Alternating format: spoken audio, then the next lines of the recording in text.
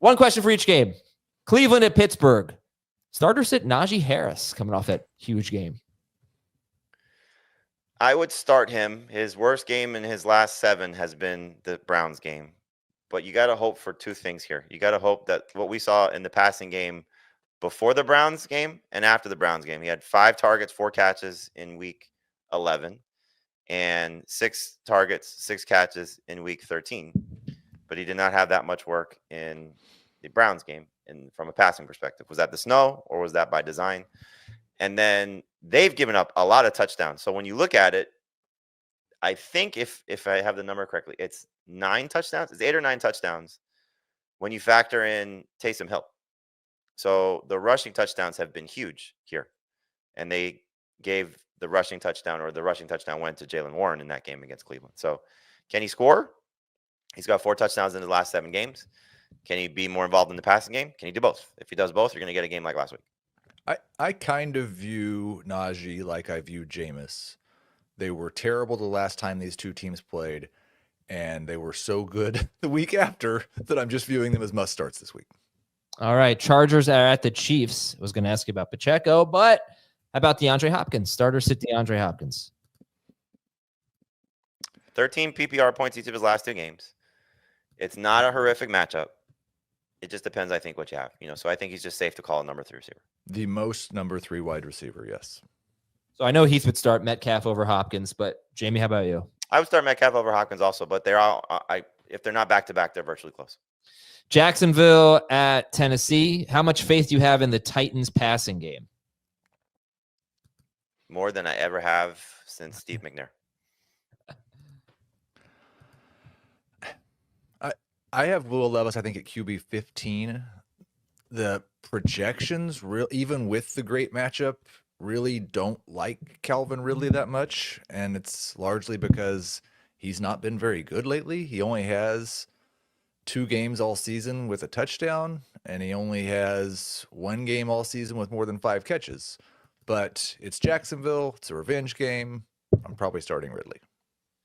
I'm starting Ridley also, and I do think this is an opportunity, if you're stuck, to go with Nick Westbrook-Ikine. 61 yards or more in 2 of his last 3, 7 touchdown, a game with a touchdown in 7 of his last 8 games. A touchdown in 7 of his last 8 games, 8 touchdowns over that span, 10 touchdowns on the season. I mean, look, there's 6 teams on a bye, so he's as good a streaming bye week option that you could find.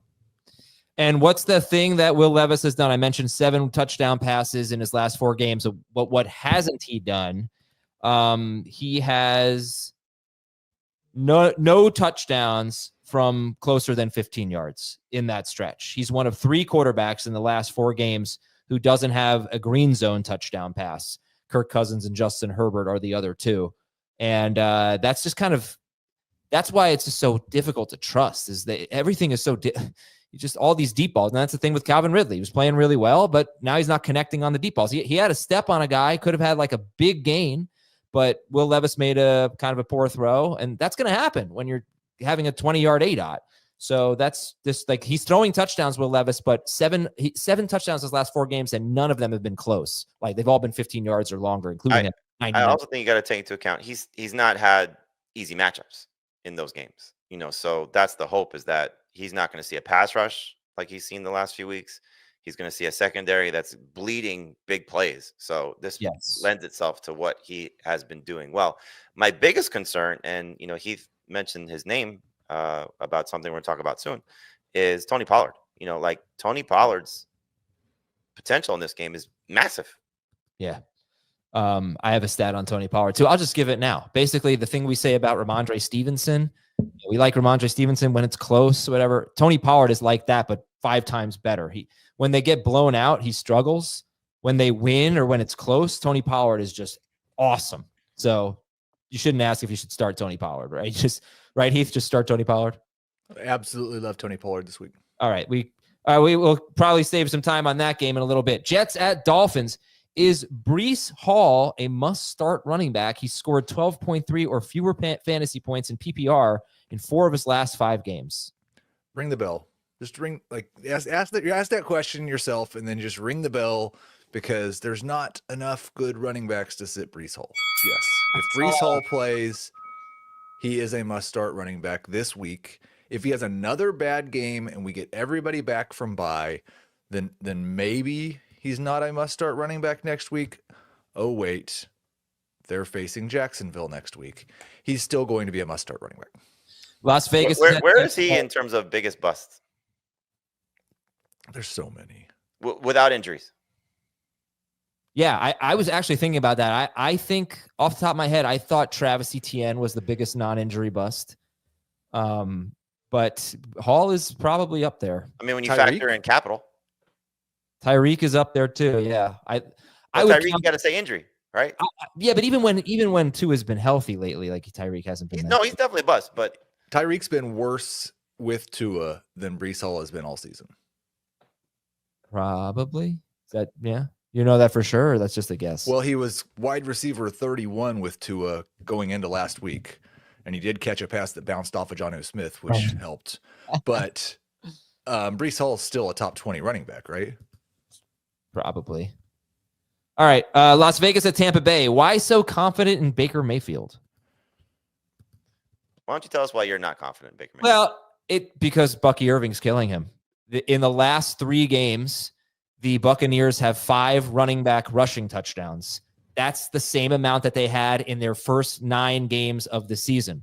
Their pass rate has plummeted. Their pass rate inside the 5-yard line has plummeted. I used to joke, Mike Evans is their goal line back. Bucky Irving and Rashad White and Sean Tucker 2 weeks ago are their goal line back.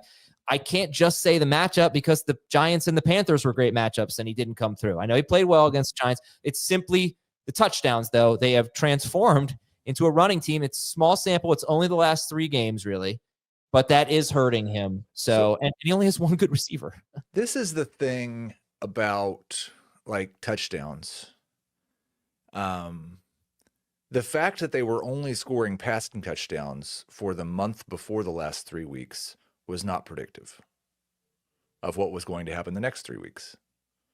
So I'm not sure the fact that they're only scoring rushing touchdowns right now means they're only going to score rushing touchdowns moving forward. Well, how about the fact that he's throwing, 31-ish times per game lately? He's not giving you those 40-plus pass attempt games anymore.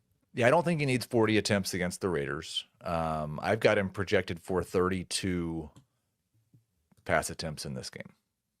And you guys have him like top 7, right, Baker Mayfield? Yeah, top 4 or 5, yeah. I mean, you could still see a scenario where they put up 40 as a team, and everybody eats. Let's go Baker Mayfield.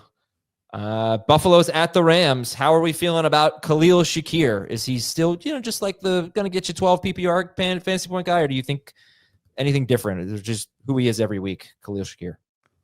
I'm throwing out last week. Like, still had 7 targets in the snow. No, me too. Yeah. Prior to that, he's been so consistent. Right. So the good games are probably 15 PPR points unless he scores. Then it's higher. The bad games are like 11 or 12. So that's a good number 3 receiver. Especially 6 teams on a bye. It's hard to get away from him. So I wouldn't worry about too much against the Rams. He's a lot higher in the projections than he is in my rankings. I've tried to pull back on him a little bit, but it's because, like you said it, Adam, he scores 12 fantasy points every week without a touchdown. Yep. He hasn't scored a touchdown since week 3. I think one's probably coming, especially since he plays with Josh Allen. So I think he could be a top 15 wide receiver, and it shouldn't really surprise anybody. 91 wide receivers have 35 or more targets. Khalil Shakir has the lowest ADOT among those 91 wide receivers, 3.9 yard ADOT. Last game is Cincinnati at Dallas. Starter sit Rico Dowdle. Start.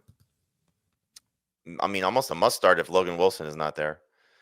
They are, Rankins also missed last 2 games, I think, with an illness. So who knows if he's able to return.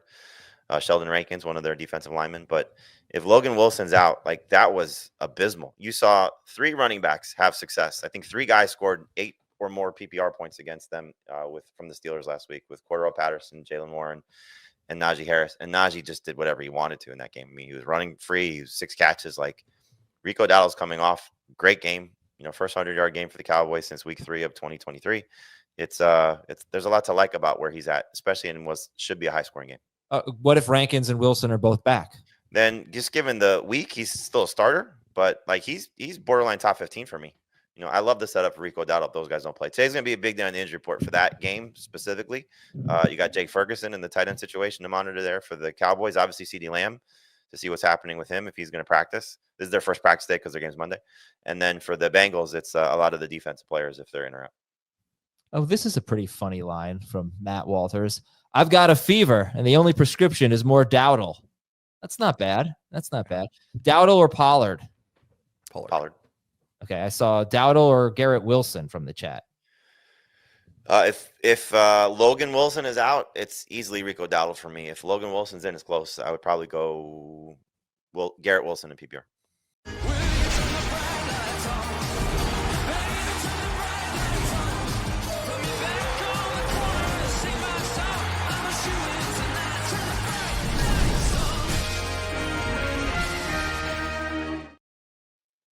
You're watching on YouTube. I don't know that Killer song, but it's good. I'm gonna have to. Bright Lights, maybe it's called. What do you think it's called? What do you think it's called, Dave? You think it's called Bright Lights? I think it's called We Should Get to One Question for Each Game. Okay. It's called Bright Lights. All right. One question for each game. Seattle at Arizona. Is there a player that you like in this game other than Trey McBride? Jackson Smith and Jigba. My bad on the typo there. That is totally on me. You wrote in the notes, is there a player you live in this game? Yeah, my bad. Is there a player you live in this game other than Trey McBride? No, actually, I didn't mean to write like. I meant to write love. That's what it was. Is there a player you love in this game other than Trey McBride? Same answer. Yeah, JSN. You're obviously starting both running backs just given the situation, and you're probably starting DK Metcalf. But to answer your question, yes, the only other one besides McBride would be Jason. Did DK slip into flex territory for you, Jam? He did for me. I mean, yeah, we did a whole show about it yesterday day before I said I'm sitting him, and he's ranked in the 30s. What show did we do yesterday? HQ, where I had him as a sit. Oh, all right, I was zoned out. My bad. Chicago at San Francisco. Rank the wide receivers in this game. DJ Moore, Keenan Allen, Juwan Jennings. Yep. Deebo Samuel, Tyler Lockett, Ricky Pearsall. Tyler Lockett. Oh, I'm sorry. Well, I still had Seattle in my head. Let me rephrase. DJ Moore, Keenan Allen, Juwan Jennings, Deebo Samuel, Rome Odunze. I'll go with DJ Moore, Keenan Allen, CeeDee Lamb, Jerry Rice. I like your order. I think it's good. I'm hoping that DJ Moore practices on Friday. He could have a very good game again. See, why start Keenan Allen over Juwan Jennings? Well, I mean, targets. First off, what he's gotten since Thomas Brown has taken over. Yep. Production since Thomas Brown has taken over. Matchup, I think, is a little bit more in his favor. And I don't feel like we're 100% certain that Brock Purdy's 100%. Okay. Atlanta at Minnesota. Start or sit Darnell Mooney? 3 receiver leagues must start. 2 receiver leagues depends on who you have. He's in that 20 to 30 range. He's a little bit lower than that for me, but same type of deal. Someone that could be a boom bust flex as a number 3. I would start him over DK Metcalf. But would you start higher? I'm sorry. It's Darnell Mooney we're talking about. Would you start Mooney over Juwan Jennings? Nope. Yes.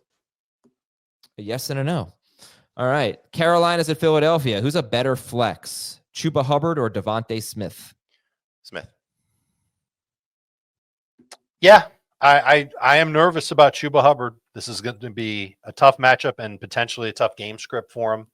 We could see him benched in the fourth quarter of a blowout and Jonathan Brooks getting reps. I love how competitive that Carolina's been over like the last 3 games, but I don't see them being as competitive against this team this week. So there's more upside with Devontae Smith than there is with Chuba Hubbard. Cincinnati at Dallas. Which tight ends are you starting Jake Ferguson over? You have Jake Ferguson ranked ahead of blank. TJ Hawkinson, Kyle Pitts, All the streamers. I had Dude, him ahead of Kraft. That's probably going to be a mistake. Yeah, I did too. Actually, I have Evan Ingram as well. play this game. Ready? Tucker Kraft yesterday, he scored 13.1 fantasy points. Would you start Ingram over that, or would you take 13.1? I'm sorry, I said Ingram. Would you start Ferguson over that, or take 13.1? I would take 13.1 over Ingram and Ferguson. Ferguson. Wouldn't surprise me if Ferguson had more, but it wouldn't be by a lot. So I would take the 13. I mean, the one thing that Ferguson hasn't scored a touchdown yet this season. New Orleans is at the Giants. Who's a better flex, Tyrone Tracy Jr. or Malik Neighbors? Tracy. I'll take Neighbors in PPR. Okay. What's the best app out there? Well, let's talk about BetMGM. If you haven't signed up for BetMGM yet, use the bonus code FANTASY, and you're going to get up to a $1,500 first bet offer on your first wager with BetMGM. Here's how it works. You download the BetMGM app, and you sign up using the bonus code FANTASY. Deposit at least $10 and place your first wager on any game, and you'll receive up to $1,500 in bonus bets if your bet loses. Just make sure you use the bonus code FANTASY when you sign up on BetMGM. Before we get into the games, I want to take this time to thank everybody for listening to us on Spotify and sending us your Spotify Wrapped screenshots. Spotify Wrapped is really fun just to see what you've been listening to throughout the year. So I had a good time with that yesterday. Believe it or not, Fantasy Football Today was also my #1 most listened to podcast. But I do want to thank our entire audience. But for those of you sending the screenshots of Fantasy Football Today as your #1 podcast, the dedication that some of you have is just really incredible, and we appreciate it. Thank you. All right. Were you thanking me for? I'm thanking the audience. Okay. What do I have to thank you for? Well, it sounded like you were putting yourself in the group of people that I was thanking. I'm adding my gratitude to yours. Good.